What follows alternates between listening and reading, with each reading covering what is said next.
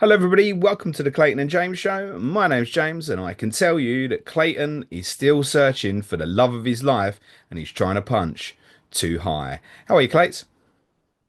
I'm good. I am good. There's going to be people that have no idea what that's about, and I think that is probably the best way to keep it. Well, no, actually, no, bullshit. Let's grass you up, actually. You went on Ross, FPL Raptors podcast some time ago, FPL Therapy, and told everyone with basically your first line that you were a single man trying to reveal yourselves. And then the other day you're like, oh, yeah, I'm in a queue for something with Margot Robbie. What can I say, mate? She wants what she wants. Um, It ain't you, boy. it was not me. It looked like it was a visa for the US. Yeah, no, I was at the US embassy on Monday, and it was like 8:30, 9 in the morning, so quite early. And I'm in a world of my own, queuing up for where I am, and Would have looked good see if you someone walked walk. in with her that time of day, mate. It would have looked good, yeah. I kind of looked over to my left and I saw someone walk in, and so is that Margot Robbie? Like, obviously to myself, and I took about 6, 7 takes. I was like, I'm 99% sure that's her. And obviously messaging all my mates in the group chats, and they're like, take a photo. I'm like, I'm at the US fucking embassy. I can't just get my phone out and take a photo. I did try on the sly, but didn't quite get her. But yeah, I'm 99% sure that was her. And as I said yesterday on Patreon, she seemed like a very sweet, down to earth woman from the vibes I Yeah, got from her smile and everything. yeah, you heard the expression "she's out of your league," right? And Mate, self belief can get you anywhere in life. okay, to all the ladies listening, look, my DMs are open. I can always forward you to Clates, etc. If you're a bit shy about doing it yourselves. Right, let's talk football actually, because I don't suppose anybody's come here for your love life. More talk on the Carabao Cup final, but we're going to focus on Liverpool. We're going to talk about something very interesting. Carlo Ancelotti said over the weekend about rest periods. We're going to have a little update about the England squad and reflecting on some of the interesting, let's say, choices that have been made. Eurofocus takes us to Poland this week, and on this day, I've got a bit of a thriller of a London derby to recap from 2008. But Clates, I presume you watched the Carabao Cup final. I did, yeah, and congratulations to the Newcastle fans and followers of the pod. Bloody hell, absolutely battered Liverpool, I want to say. They were Very thoroughly well deserving deserved. winners. We're going to part the Newcastle chat because obviously we did a whole Okay. podcast with Simon Bibby yesterday. So if you want the Newcastle aspect on it, there's 40 minutes on it yesterday. Just want to cover off the Liverpool aspect because I think some of the hyperbole, as per usual, is very much over the top. It seems less than a couple of months ago where people were proclaiming Liverpool as the best team in Europe, and you and I had a conversation and said, calm down. You might be playing like it at the moment, but until you've won the cup with the really big ears, or at least are in kind of in contention of winning it, it's too soon to be giving people that sort of tag. Similarly, having lost to PSG and lost to Newcastle on Sunday, it is too far the other way, as I've heard some people suggest. Liverpool are going to be the worst title winners of the 21st century. Like the truth lies somewhere in the middle, doesn't it?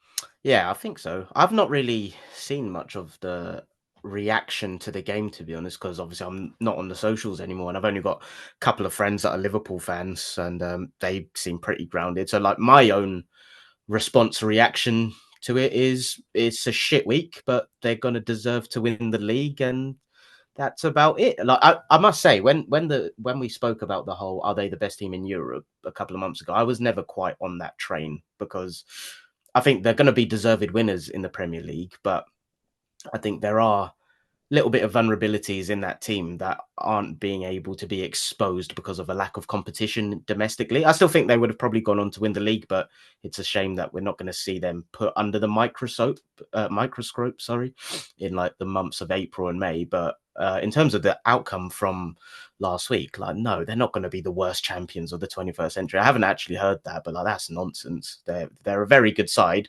not quite to the level of being one of the best. But no, I still think they are one of the best in Europe. They're not, just Of not course the they are. best. They Yeah, that's lost all. last week to one of the best sides in Europe. It can happen. We spoke on this podcast last week about how good Paris Saint-Germain were.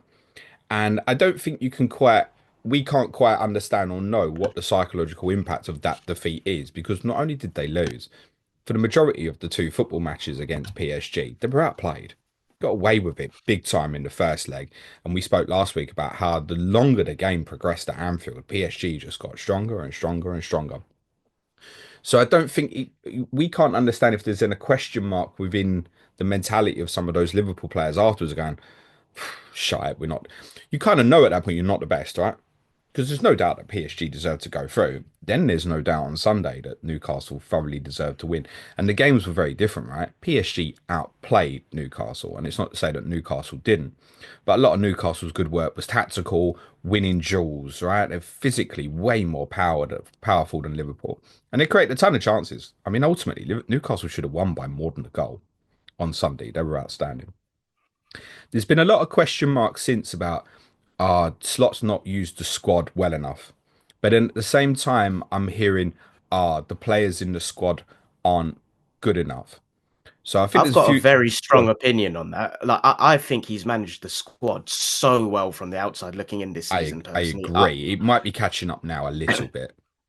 yeah, but even that, like, okay, so again, I've not really seen where this narrative has come from. I'm going to assume maybe midfield areas, fullback, but like in the forward group, I think he has managed that group absolutely brilliantly. Like, I feel like I remember going every 3 days looking back at Liverpool's lineups and Champions League to Premier League, like just one or two changes in the forward group. I remember him changing one or two, like the way he's rotated Robertson, Simicast and stuff. I think that obviously they were without Trent and Bradley on Sunday, so Kwanzaa had to play there. But I think he's managed the squad fantastically from the outside looking in personally this season. And I think that it looks like the midfield lack of depth is catching up with them in central areas. I think McAllister, Gravenberch look like they're getting a little bit fatigued, perhaps, or found out. I'm not sure, but that I don't think is on Slot's squad management. I think that is they didn't strengthen in that area in the summer, and he's found a fantastic solution to get through this season. Yeah, very well said. I mean, the Gravenberch solution, realistically, this time last year, none of us could have foreseen. And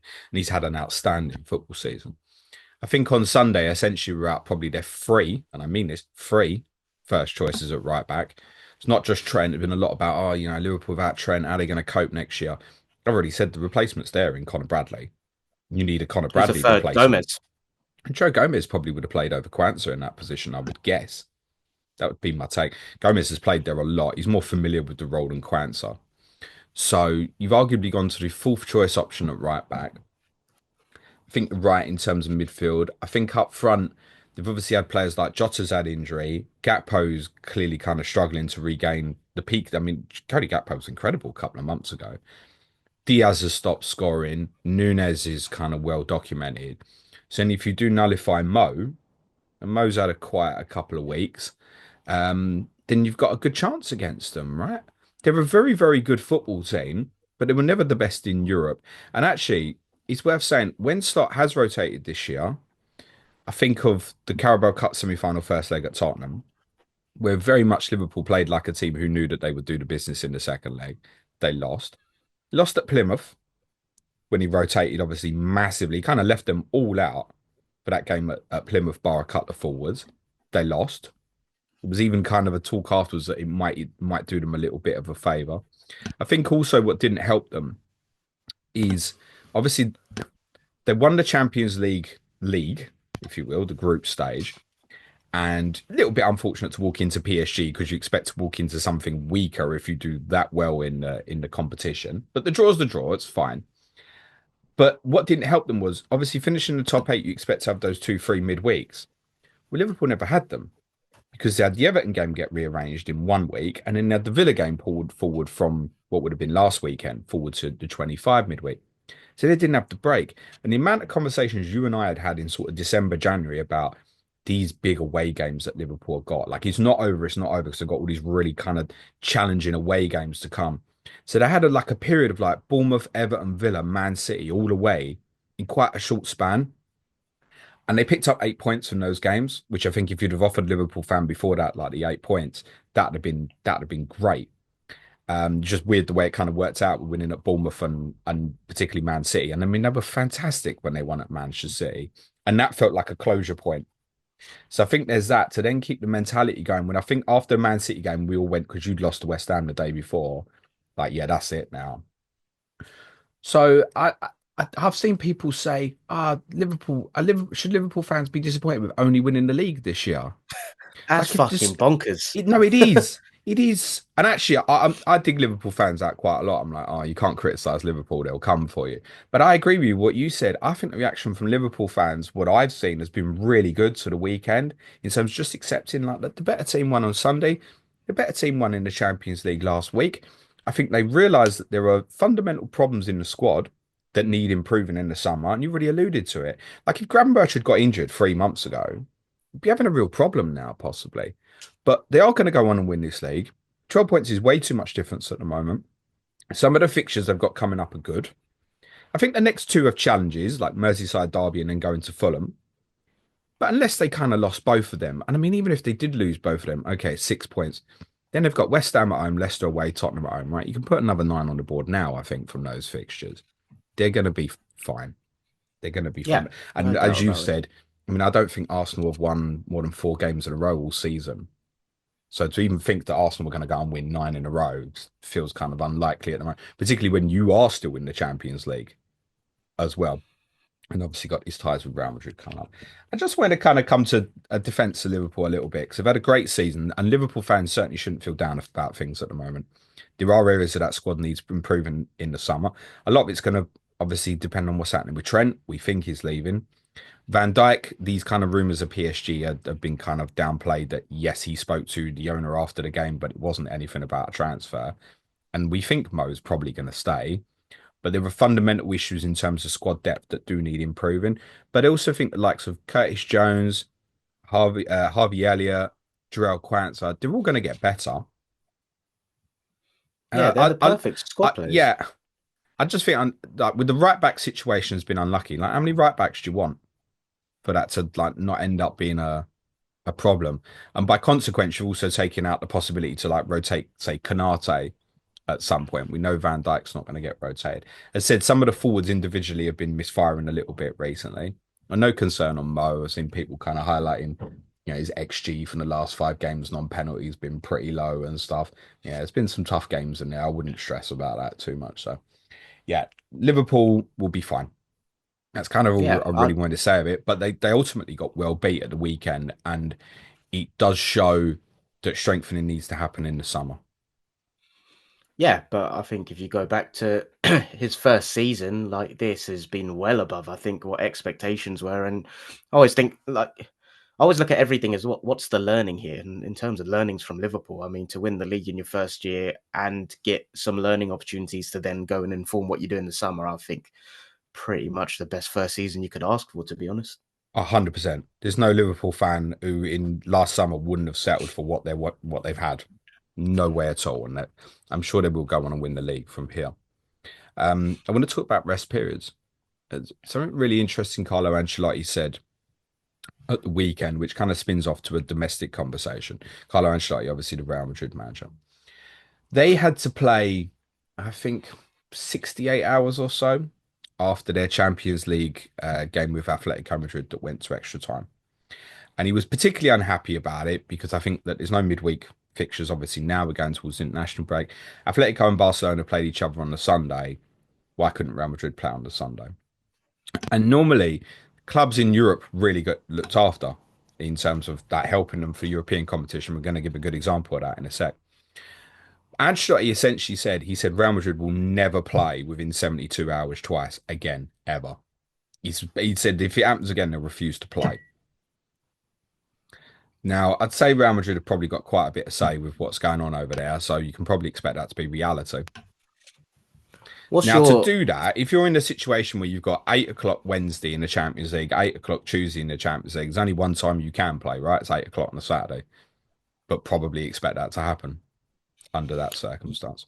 you probably have a lot of opinions on this because you understand how scheduling works more than the average Joe. So, like, what's your opinion based on what he's come out and said? Is it something that you think they can actually do? Just refuse to play? Yeah.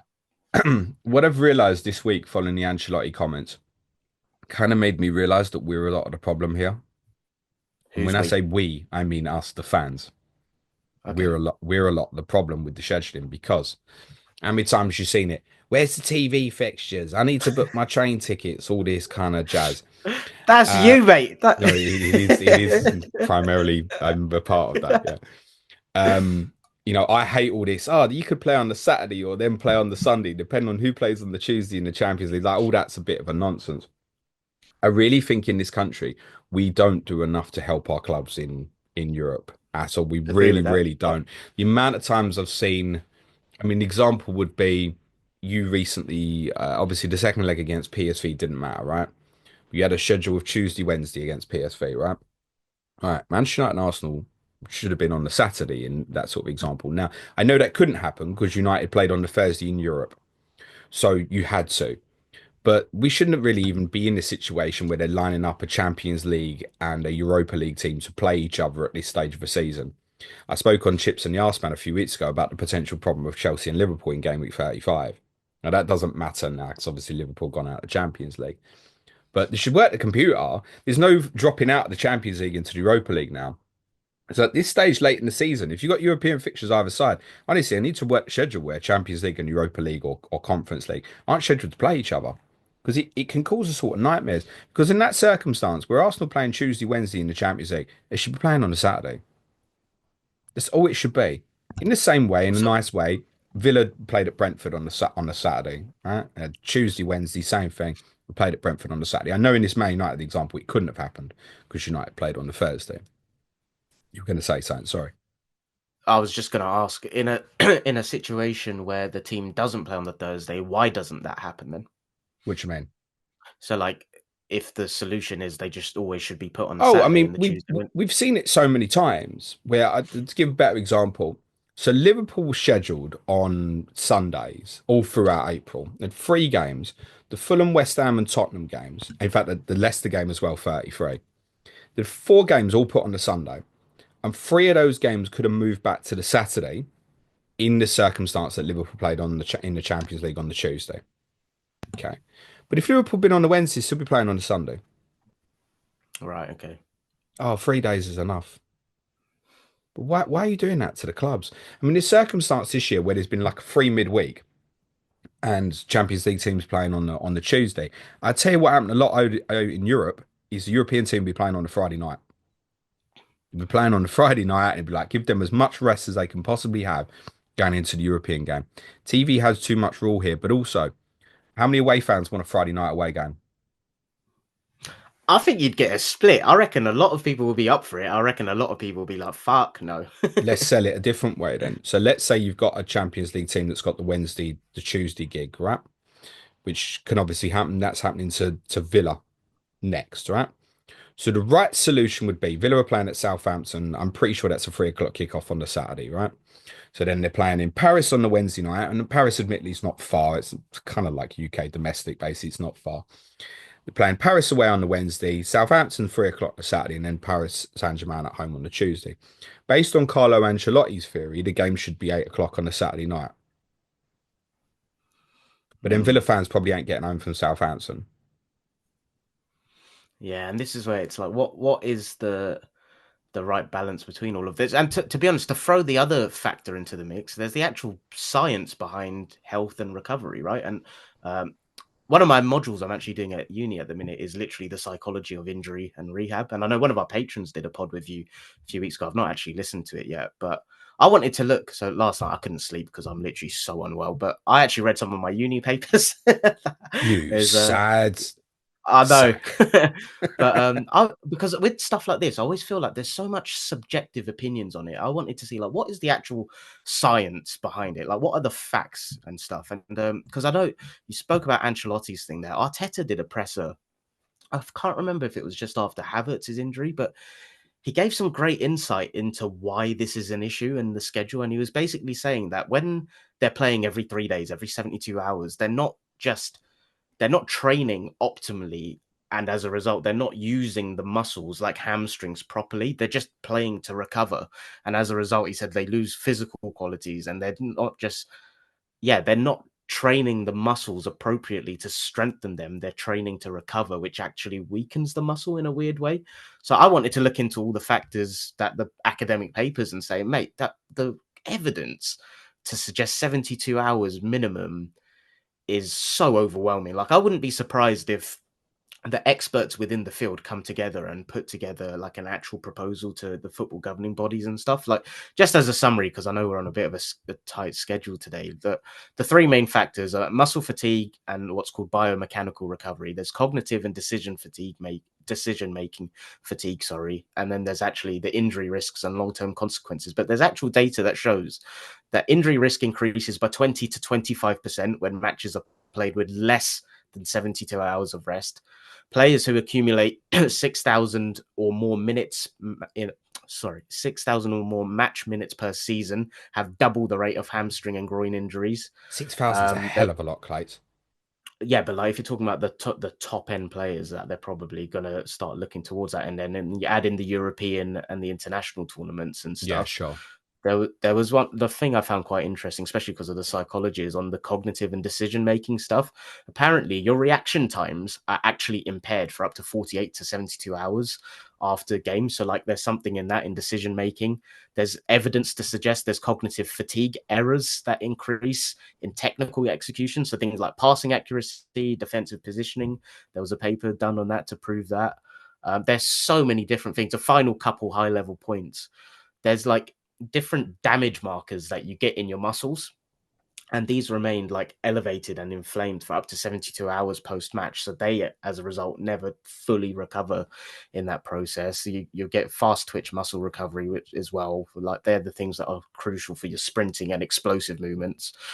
They're impaired for 48 hours. So like, there's so, and this is me literally trying to summarize in 30 seconds what I read for about 3 hours. Like, there's so much evidence out there to suggest that it's harmful. So I wouldn't be surprised if the actual experts get together and put together a proposal on it. And then it's the knock on impact on, do we enjoy the football we're watching as a result? Like, if all these factors influence performance and performance drops off, you're going to get a worse product, which consequently goes back to less revenue, which is what they want in the first place. So I think it's a very interesting conversation to have. Yeah, this could spin off forever. I've spoke in the past in terms of, I think, and this would have worked fine for Newcastle this year, but I think the clubs who are in Europe ideally should want to pull out of the Carabao Cup because that will give some spare time back. But we spoke before about the financial challenges of that because of the EFL and the value of the biggest clubs being in that competition is part of the whole selling of the EFL package for TV, etc., etc. So don't think that's going to happen. I used the PSG Villa reference. The other thing you didn't mention there, and I don't know if you might have all kind of alluded to it in some of the terminology, but the mental aspect. Oh, fuck, I've got to play again in 3 days rather than 6 days or whatever. I mentioned PSG Villa, right? So I said Villa playing at Southampton. You know what PSG are doing that weekend? No, what are they Bearing in doing? mind it's Wednesday, Tuesday schedule. What are they? Saturday, 8 o'clock? Not playing. They postponed their game. Ha! This is the thing. Like you say, the European federations or whatever they're called, they look after their clubs. They do that. Like, I've heard of stuff like this quite consistently over the But years. so could that happen to Villa? And by the way, I'm not sweating here about FPL in terms of Villa will play in 32. There's no doubt about that.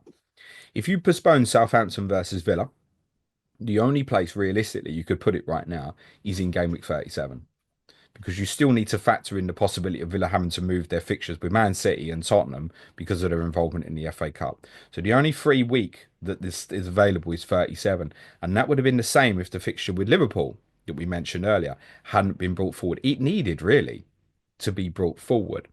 And you can say, right, move to Southampton again. Yeah, but if Villa do beat PSG, they might have the same circumstance later on.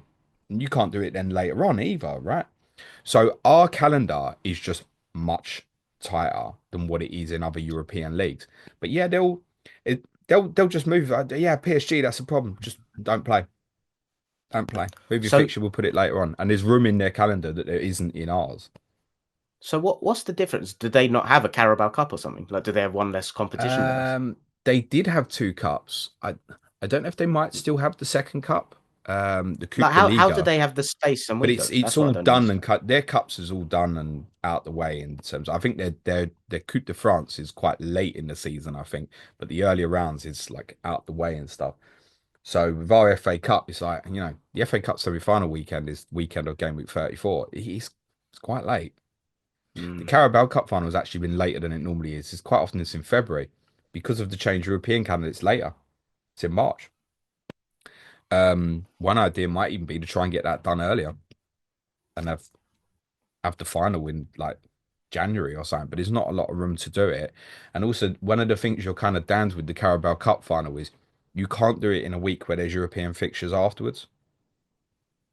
In case someone gets Why? scheduled on the Tuesday, you ain't Oh moving the shit, Carabao yeah. Cup final, are you? With the league games, you go, okay, shove it back to the Saturday. You ain't moving the Carabao Cup final.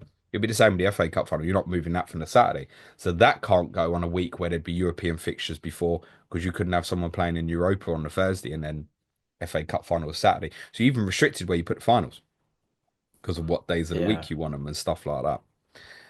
Couple of examples I want to give you from this season, which is interesting. And I want to do a deeper dive on this, probably in the summer when I've got a lot of time to do it.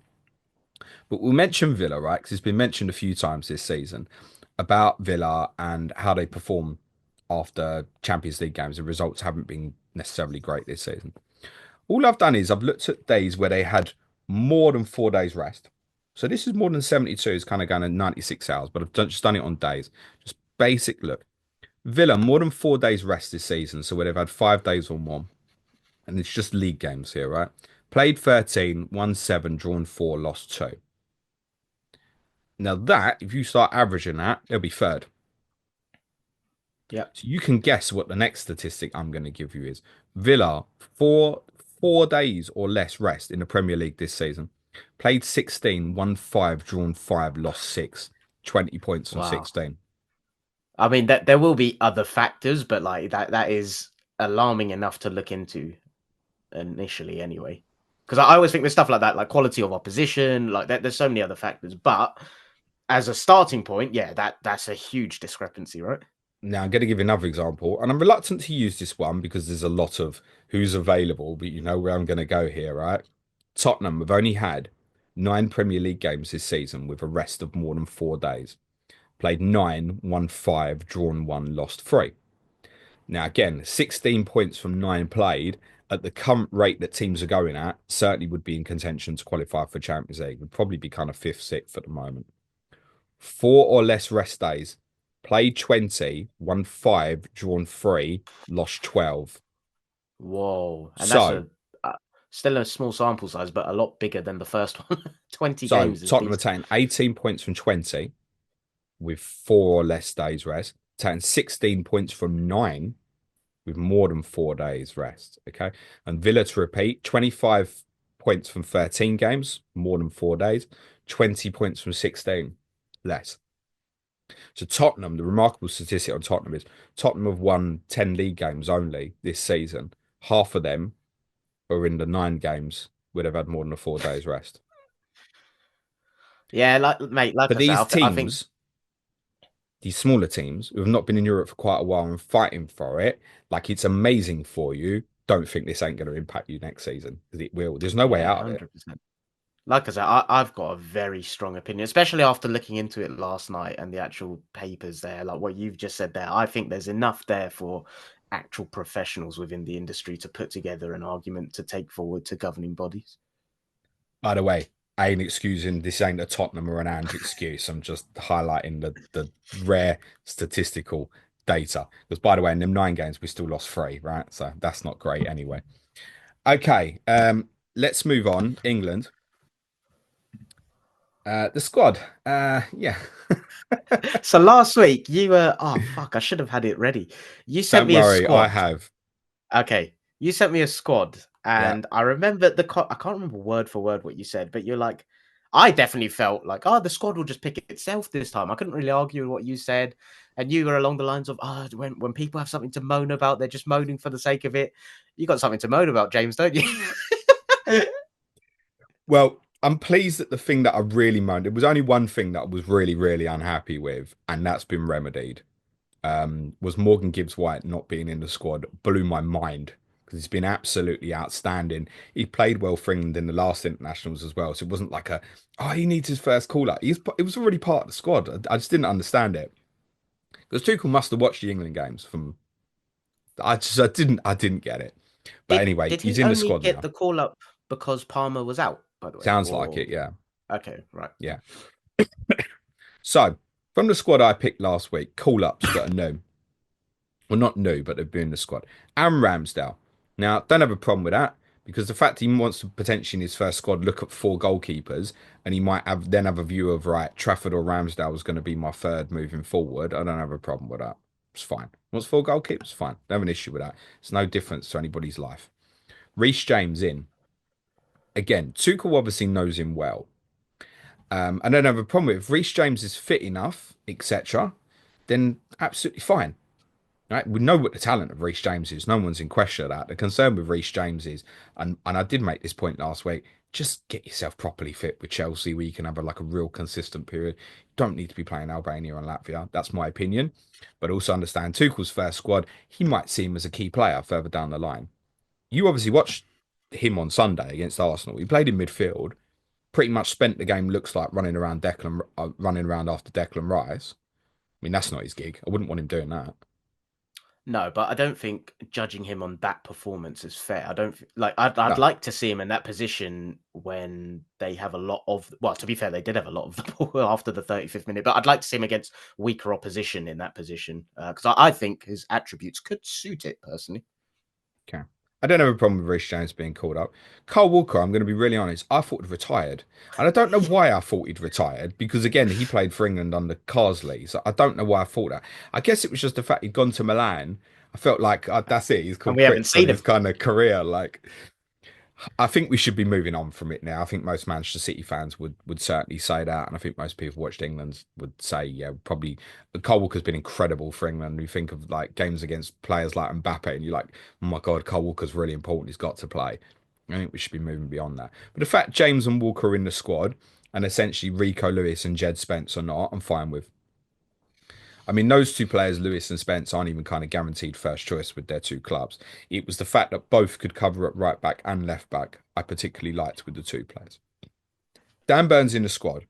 Now, there's a great feel good factor around Dan Burn at the moment, but I must tell you that reaction from our Newcastle patrons last week when the squad was announced was of genuine astonishment that he was Oh, in the really? squad. Now, the feeling right now about him is very different and it's high. And I've seen his social media interviews. He's really likable. You're like, yeah, I like you, Dan Burn. Got a Yeah, great dance in him. he's got a great dance on him. Don't try and repeat that. That's probably going to kill a few bones. Certainly finish me off. It's an unusual one because I don't think that we have major problems in that area.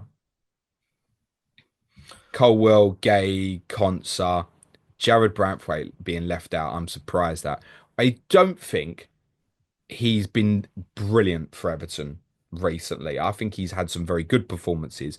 And I think, honestly, I've seen him have some inconsistent ones this season as well.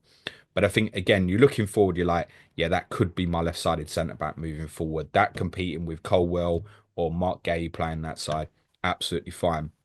And also, you have to factor in there's a couple of players missing from this, right? Harry Maguire, John Stones. There's probably a couple of others I'm forgetting as well.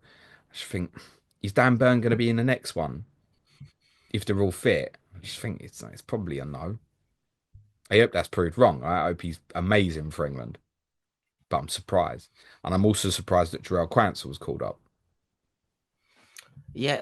So with Quansah and Dan Burn, I'm a bit confused. My unpopular opinion, and it's not even like, oh, I would have done the same. Like, I can understand, having watched his press conference, I can understand why he's picked the likes of Walker, Henderson for his first squad. So, like, have you said you haven't watched his presser, right? I really enjoyed it. It was half an hour long, so it was quite a long one. He's got a bit of the dad jokes about him, which I think will make him connect with people. Anyway, his actual Maybe not the presser was younger really ones, mate. yeah. I'm a 50-year-old in a 30-year-old body, but yeah, his press conference was really good. And when he spoke about Henderson, like he was speaking a lot about moving away and trying to connect to what our identity is as a football nation and not trying to be someone else. And then he spoke about trying to embody values and stuff. And I think when you've got your first camp, my interpretation and assumption would be that is your chance to stamp down everything you want, not just tactically, but in terms of behaviors, values, all of the kind of air quotes soft stuff. And if I am trying to reverse engineer why I think he's done this, I think he's got the likes of Walker, Henderson, who have been in the previous camps, probably in just for the first one to try and set those standards and benchmarks because he knows the professionalism of them on the pitch. And that's my assumption on why he's maybe done that. And then the likes of Spence and Lewis will come in as the more suited footballers later on in other camps. Because he said there's only like 6 camps until America. Like when you put it like that, that's not a lot. You have to really optimize But how then you also you think, do look it. at these younger players now. Then Yeah, but again, like that, I don't disagree with that. What I'm trying to do is I think as football fans, we love to be outraged, right? And I think most things can be explained by logic half the time. I'm struggling to connect the Quansah and Dan Burn ones, but the Carl Walker Henderson, in my opinion, if I'm trying to get inside Tuchel's head, it's my first camp. I want to set the standards. I want to set the behaviors. I want to set the values. There's things he spoke about in the press conference. So I think that's why he's opted for those, knowing that the 5 other camps will probably be more focused around the tactical, technical side of things. That's yeah, just my interpretation. I said on stream on my stream on Friday that I said in the case of say like Henderson, it could well be Tuchel's spoken to say someone else experienced like Harry Kane, who's an auto pick in the squad, and gone, what do you think here? And Harry, who knows? Harry's gone to him. Yeah, do you know what? Bring Jordan along. He sets great standards. He's a great trainer, etc., etc. I don't have a huge problem with that, but I don't think Jordan Henderson's going to be in the squad when we go to America. Like his minutes for Ajax aren't even great, mate. Neither do I. But what what if going along the train of thought that I'm trying to work on, that he is in there purely to set a standard? Because I think most people would assume Jordan Henderson, whatever you think about him as a footballer, is probably one of the hardest working trainers you can find. I reckon he probably outtrains a lot of people. So what if the thought process is I'm going to have him in there for the first one just to set the standard so that the other guys see what I expect and then bin him off, get the others in, and then the standard in training has been set. The others have to match up to it, and there'll be better footballers than him. Fine, that work their way in by America. So whams if you call him up, and then the next time you don't call him up, and them standards slip, you calling him back up again. Oh no, then we're fucked, isn't it? It's not coming home. Few players that were left out in the midfield area who I really thought would be in. I felt Elliot Anderson was deserving of a call up personally. His time will come. Adam Wharton, I'd said I'd picked 27 players. If I had to narrow it to 26, I would have left him out just purely because he's kind of come back from recent issues, similar to the Reece James thing, wouldn't have had a problem. Now, he, along with Harwood Bellis of Southampton and Liam Delap, have been training a bit with the full squad this week. They're part of the under 21 so squad. is so is Joe Bellingham. So is Joe Bellingham, apparently, yeah. So the Wharton one I didn't mind. Conor Gallagher, I was surprised was not called up. Yeah, But particularly as well, he's kind of, I guess, the heir to Jordan Henderson in terms of yeah. profile If of you want the player a pit little bull, bit as stick him well. in for the standards. Yeah. Scores in the first minute of Champions League game against Real Madrid last week. Feel like that those who watch the league more than I do are saying that when he has played for Atletico, he's been doing absolutely fine. Surprised. Okay, fine. Marcus Rashford being called up, I'm no problem with. And I did see Tuchel's comments about Marcus Rashford specifically, and I thought, yeah, okay, I can buy into that. You feel like he's in a good moment, a good mood. Bring him in, keep the momentum going with him. I'm fine with that because we know what Marcus' technical qualities are, right? Otherwise, the attacking midfielders are kind of all in. I mean, there's so many in. You've got Rodgers, Rashford, Gordon, Gibbs, White, Foden, Eze, Bowen, Bellingham, and that's allowing for Cole Palmer's obviously out of the squad now. Up front, I went with Kane, Delap, and Watkins. Kane obviously in. Watkins obviously got injured with Villa on the Wednesday night, so that possibly explains it away. Delap I felt was very unlucky. And, people were saying, oh, yeah, you want Spence in because you're Tottenham bias. No, I would have picked Delap over Solanke, and Tuchel's gone the other way. Solanke might benefit from the kind of the more intense training that you'd get with England rather than Tottenham, so I don't actually have a problem with it over this period. And I say that because more intense training with England, you're preparing for something with Tottenham after players are there, after players aren't there. The majority are gone, right? So I kind of pleased that he's in the squad, and I don't know if he's in because profile he's more ready to go if something happened to Kane. Like, is it a consequence Possibly. that Watkins' unavailability has also put maybe Solanke in? Because as I said, Delap has trained with the full squad this week, which is pleasing to hear. That's a good point. I didn't think of that. That's probably exactly what that is. When Watkins became unavailable, you Could want be. your number two to be the one Didn't that's want had to be more left senior in a minutes. position where it might have just been Delap if something happened to Kane. Yeah, like, that's fair enough. Yeah, Delap's in the under 21 squad, excuse me, and there are a lot of talented players in here that you'll be very familiar with. stacked. So, as per usual, we have goalkeeper issues. People won't be that familiar with James Beadle, Teddy Sharman Lowe, or Tommy Simkin. But you'll be familiar with the majority of the rest of these. So Branthwaite, Harwood Bellis have obviously played for England, so too Rico Lewis. Dennis Serkin, who was a young kid at Tottenham, has been doing well at playing left back for Sunderland. CJ Egan Riley's been doing really well at Burnley this season. Charlie Cresswell's at Leeds, isn't he? I think Clate's centre back. Midfield. Uh, he's at Toulouse, it looks like. Oh, is he? Is he on loan from Yeah, Leeds or has he left them? I don't know. It No, he says was at FC Leeds. Toulouse on BBC Sport.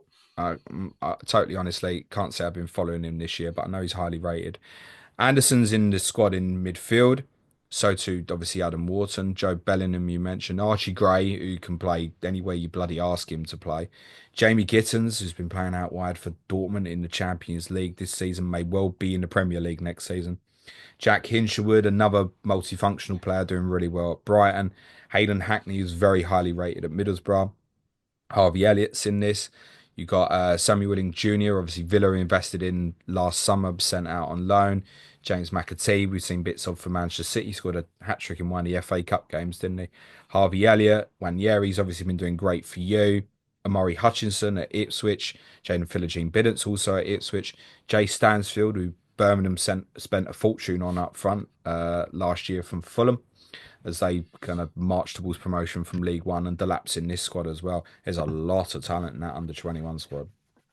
Yeah, I just saw when I saw that squad announced, and I was actually on Twitter, and I just saw the quote tweets. People say, "Oh my god, one of the best under 21 squads ever," and yeah, it is. There'll be a lot in there in contention for the Americas squad.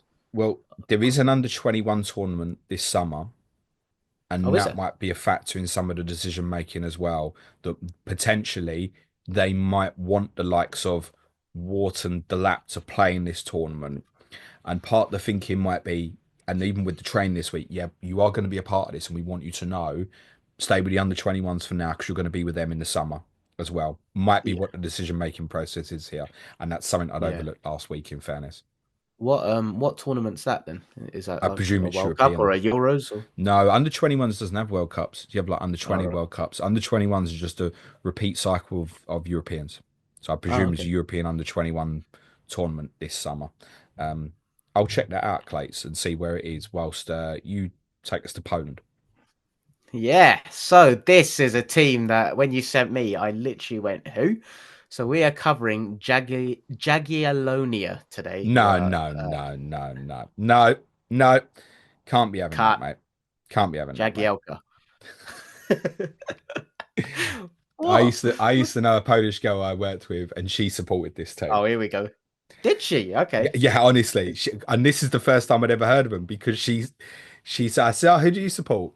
And she said, it's a Polish team you've never heard of. I said, all right, try me. I said, my knowledge is pretty good. And she went, Jagiellonia. And I went, who? So, Okay. Jagiellonia. Jagiellonia, my bad. I'd never heard of them either, to be honest. But looking at their history, they've got quite an interesting story. And yeah, fair play. You probably have met the only supporter in our mutual circles of the football club. But yeah, they won the league last year for the first time in their history, but that is not to set the expectation that they're this kind of Polish juggernaut or anything. I think when you think of Polish teams, I was trying to think who are the teams I think of, and there's Legia Warsaw, which is one team that I always think of, and then one that didn't come to mind She also immediately, told but me that's Legia Warszawa, by the way. Just, Legia Warszawa. yeah, that's Polish pronunciation. Legia No, no, I Warszawa. was Yeah. just No, but Legia Warsaw is I fine. Sorry. no, I was just repeating it Carry on, back. carry And on, carry on. but yeah, they're one team that I've recognized and remembered from Poland. But the other that I recognized when I saw but didn't come to mind immediately was Lech Poznan, which I'm sure I butchered as well. But yeah, Jagiellonia is one that has a very unique story in how they got to where they are. They were initially founded in 1920 by soldiers, and the club they have experienced so many highs and lows, which you probably already know about. They've had financial collapses, they've had disillusions because of politics, they've had relegations, they've been involved in a match fixing scandal, and like I said, they just last year won their first ever. The league is called Extra Classa, which is their kind of Premier League first division. They won that for the first time last year, and given everything that they've been through, yeah, what a triumph that was. When I said they were dissolved, yeah, it happened twice. So once was prior to the World War in 1938, and then again in 1946. And the second time was because the new formed communist government actually refused to support the club because of their links to the military, in how they were founded and everything. They were then revived in 1957, but they stayed as pretty much a lower league club for a lot of the next couple of decades. And then it was in the 70s and 80s that they actually started to rise up ever so slightly. In 1987, they won their second division and reached that extra classer, their Premier League for the first time. And that period made them gain a lot of traction in Poland. The first top flight game for them, it was estimated that they had around 40,000 fans. And yeah, like that was not the norm for them prior to that. That stay for them at the top flight was quite short-lived, though, unfortunately. They faced quite a lot of financial problems. They were relegated in 1990. And in 2009, they had a massive match fixing scandal, essentially. There were 10 investigations. teams punished, weren't there? I think in total. Yeah, I read. correct. Yep. And it was investigations around 6 fixed matches in 2004-2005 season. They initially were actually sentenced to relegation, but they appealed it and they got the appeal reduced punishment to a 10-point deduction and a 300,000 zloty, I think is their currency fine. But despite that, they actually went on to win the Polish Cup in 2010. So that was their first major trophy. They overcame adversity, won that, and then they also won the Super Cup. But then it was from around the 2010s that they actually established themselves as more of a reputable club in Poland. In 2015, they actually finished third. They finished runners-up in 2017 and 2018. And then they started to compete in the Europa League. And by the 2020s, like they started to be pretty much a staple in Poland. They invested quite heavily in their recruitment and infrastructure, and they started to look at getting a mix of experienced players in and young talents and stuff. But the story on how they did it last year is pretty insane. Their manager was appointed in 2023, and he changed a bit of their tactical approach. Apparently, they scored 77 goals, which was the highest in the league. And yeah, apparently their stadium is a bit of a fortress. I was actually watching some of the like highlights. Just they do some tifo displays and stuff. It looks pretty cool. But they've done pretty well in Europe so far as well. But their journey into Europe, and this is why we're covering them on Eurofocus, is they are in the Conference League.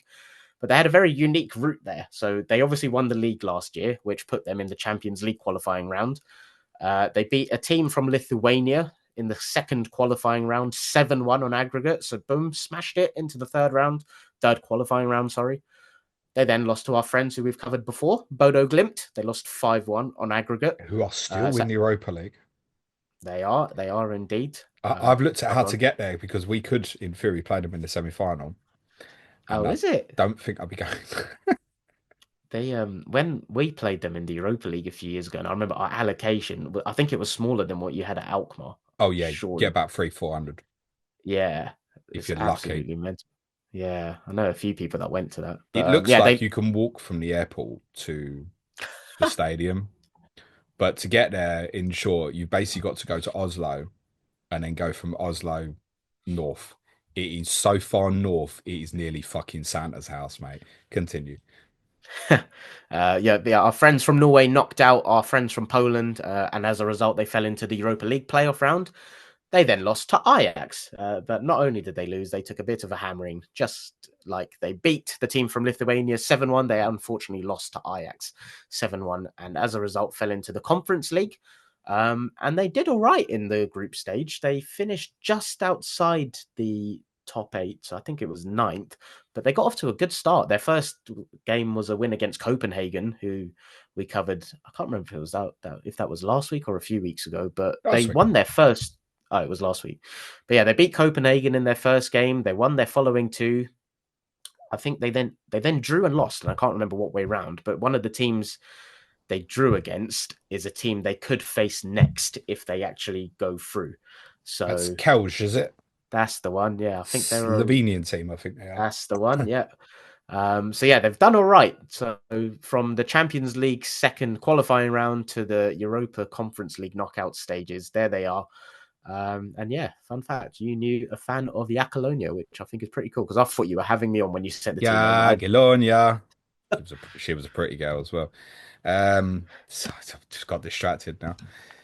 Unfortunately, you probably won't be playing your Slovenian opponents because we're about to play Real Betis. And I yeah, suspect that, considering their results against Bodo and Ajax, will probably mean it's game over, I should imagine. But you're quite right about the remarkable nature of them winning the league because until the 07-08 season, they'd kind of had what, like 4 seasons in the top division. Like, yeah, it's true what this girl told me. Like, you probably never heard of them. And then obviously they've been in the top division since then. And they had 2 years in a row, 16-17 and 17-18, where they finished second and got into Europe and stuff. But then if you look at their league position since, you couldn't have foreseen what was happening. So they went from second to fifth to eighth to ninth to 12th to 14th. You'd have thought you're going back to where we think you belong, no offense. And then they won the title. So you couldn't have foreseen it coming. So your manager's got to Poland's Leicester do a City. great job. The stadium, by the way, is really nice. Looking at it, it looks like it's steep tiers behind both goals, but it wraps all the way round where it's in the corners. It's 2 tiers, but it's all joined together quite seamlessly. It only holds about 22,000 or so, and I think obviously they're getting a bit more now, not more than 22,000, but previously they had been averaging sort of under 10,000 regular attendances. But it does look like, even when they were modest, they were fairly well supported. I think because the region in Poland they didn't have too many big clubs around them, so people were traveling to go and watch them and stuff. So relatively well supported. Nice stadium. That was rebuilt in 2014. So I could Chelsea. I don't think Chelsea. No, they're on the other side of the No, draw to not Chelsea, so Chelsea wouldn't meet until the yeah, final anyway. And I think I'm right in saying Kelj have got Fiorentina as well, haven't they? So they're correct. Yeah, also unlikely to go through. Jagiellonia playing red and yellow. A little bit kind of like Melchester Rovers for those who have got a really good memory of comic books. That's yeah. Euro You're right. focus. You're right on the fan base, by the way. Yeah, because they're from the northeast side of Poland. So, like what you said about the lack of kind of big clubs around there. Have you ever been to Poland? I'd love to go. I've never actually been. No, and obviously Legia Warsaw are still in the competition. They could meet Chelsea. We're not playing Chelsea in this round, are they? Are we I doing? can They're check. playing Chelsea in this round. I think we're doing them in a couple of weeks, actually. I think. If they are, whoever Chelsea's playing, we're going to cover them off on Euro Focus anyway. Clayton's Oh, looking they are. through Yeah, yeah. So we are going to do Legia Warsaw. There's 2 Polish teams still in it, and obviously the finals in Poland as well, in nice. Wrocław. If only Arsenal were in the Conference League, then I could go to Poland. But I will settle for I've Real seen a Madrid. few I've seen a few Newcastle fans, and I do understand it because obviously the League Cup winner's going to the Conference League, unless you finish in a higher position that gets you into one of the other competitions. And obviously, Surely I they have want the Champions League. I have no doubt that Newcastle will be going full out to try and qualify for the Champions League. But I have seen a few Newcastle fans say, "Is it okay to say I wouldn't mind if we were in the Conference League?" Because a little Chance bit of like with winning it Chelsea and this year, pull well, away trips. it's your better chance of another trophy, isn't it? Realistically, Newcastle were unlikely to win the Champions League next year, right? I mean, everyone wants what they want, right? Personally, I think I'd always want to be in the Champions League. But for those that are thinking, oh, it's a chance of winning it, and there are some cool trips, I can't argue against it. I think there's some, yeah, can't argue it. Good luck to Jagiellonia. Chelsea will. I mean, they're massive odds on to win this competition. Like they should walk to it. I think their path at the moment is Legia Warsaw. It's then fancied to be Rapid Vienna, I think, the semi final, and then Betis or Fiorentina in the final. Be huge favourites. They should walk to it. They had a very good side in 2008 as well, Clates, which is part of On This Day today. Any ideas who their opponents might have been for this classic London derby in 2008? Well, you're definitely gonna fuck me over, aren't you? This is Wenger's 1000th game, maybe? No, no, that'd Okay. have been much later, Clates, I think. Oh, that Much was later. 2015 actually, wasn't it? Yeah, it's nowhere 2008. near 2008, mate. No. I'm still thinking it's probably Arsenal the way you set that up. No, it's not Arsenal. It's my No. team, Okay. mate. Was I'll this say, the No, go on. I'm getting my years confused. I was going to Go say on. the Battle of the Bridge. That was like 2017 as well.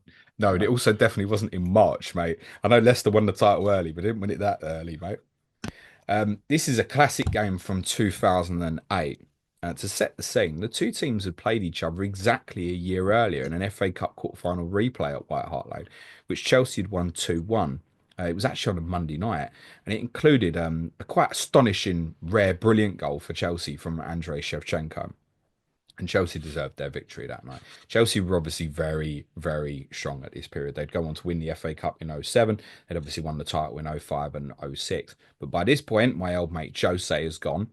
Avram Grant is now in charge.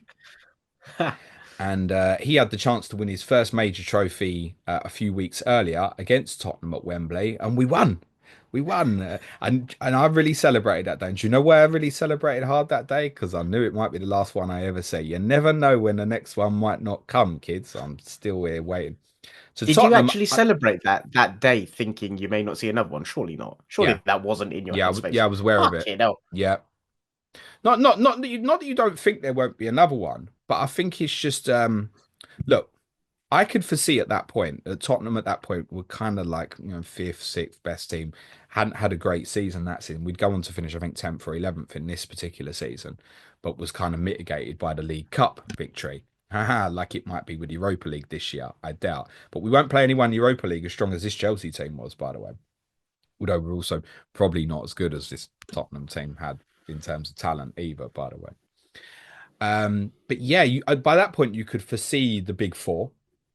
So Chelsea, Arsenal, Liverpool, Manchester United was a clear kind of big four. By this point, Man City had the takeover. It's like this is getting tough. So Tottenham then improved massively in the next couple of years and obviously got into the Champions League in 09-10.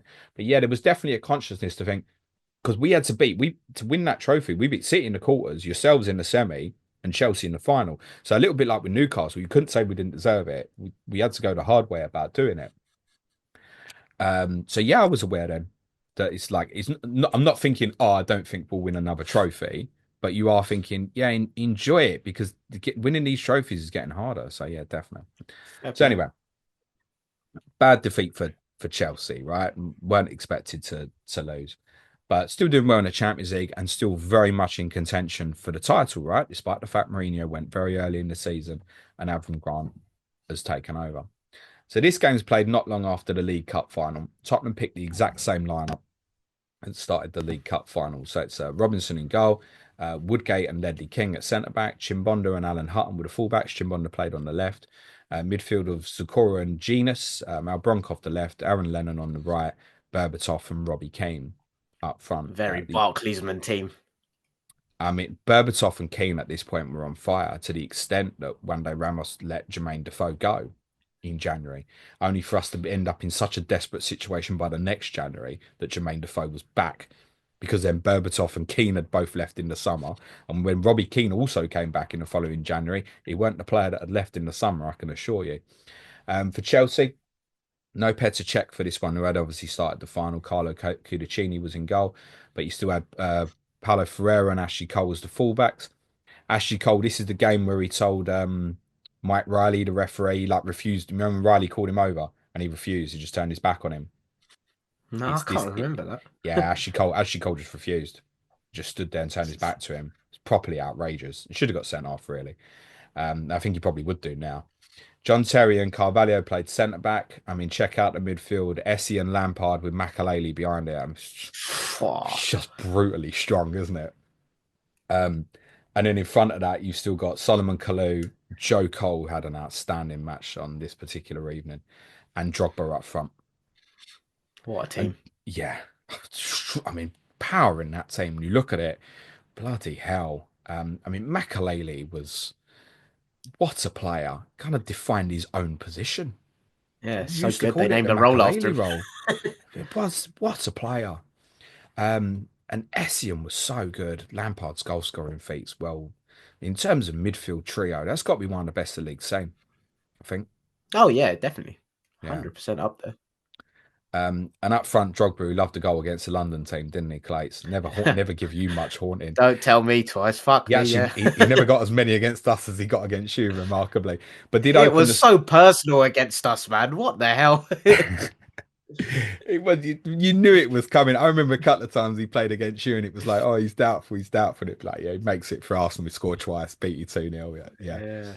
Yeah. Um, he'd scored the opener in the League Cup final from a free kick and took an early free kick in this game at White Hart Lane, blocked by the wall, ends up going towards the left hand side of the pitch where John Terry actually picks it up and flights a really nice cross towards the back post, and Drogba's in on the run at the back post.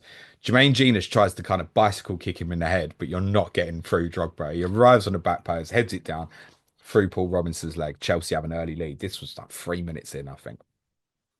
We got a quick equaliser about 10 minutes later. Woodgate, who scored the winner in the final against Chelsea, also equalised here.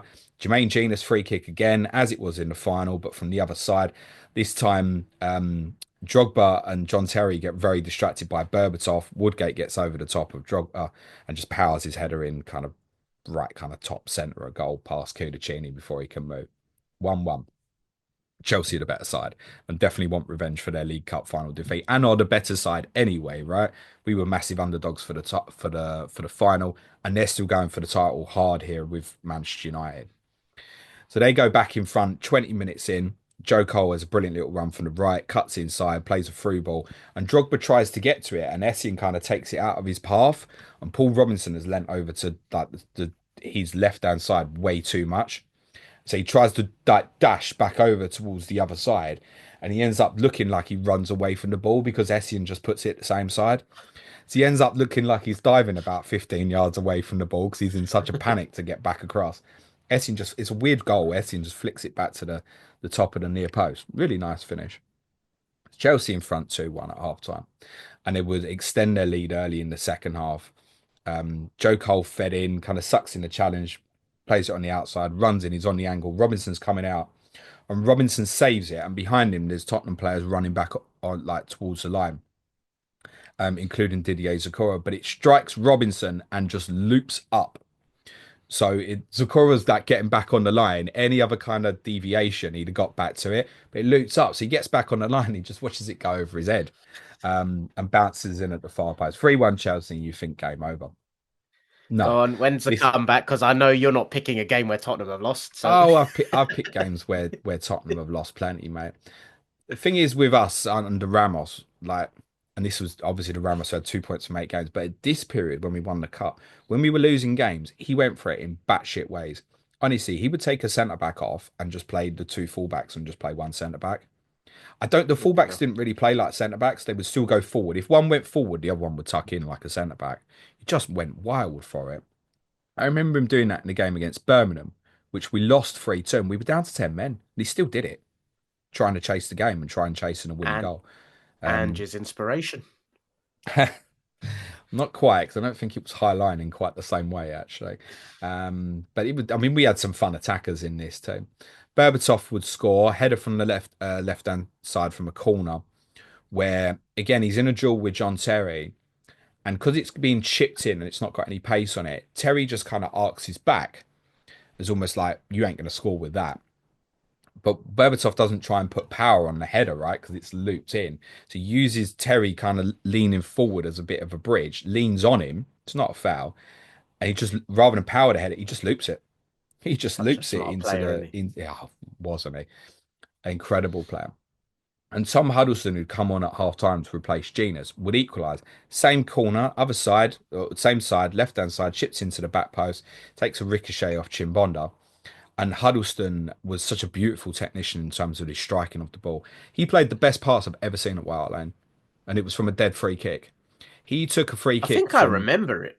no, he it was a game against Shakhtar Donetsk the following season under Harry Redknapp, and he actually had to play centre back, and because Redknapp didn't give a shit about the competition, we had a free kick on the edge of our box, and I'm telling you, he pinged it, and it landed on the edge of the box for a 1-on-1. at the other end. Yeah, Just his complete technique direct. was clean. He scored a few bangers as well from outside the box where he Yeah, just one hit against it you. People very might clean. remember a half volley he scored at the Etihad against Manchester City as well.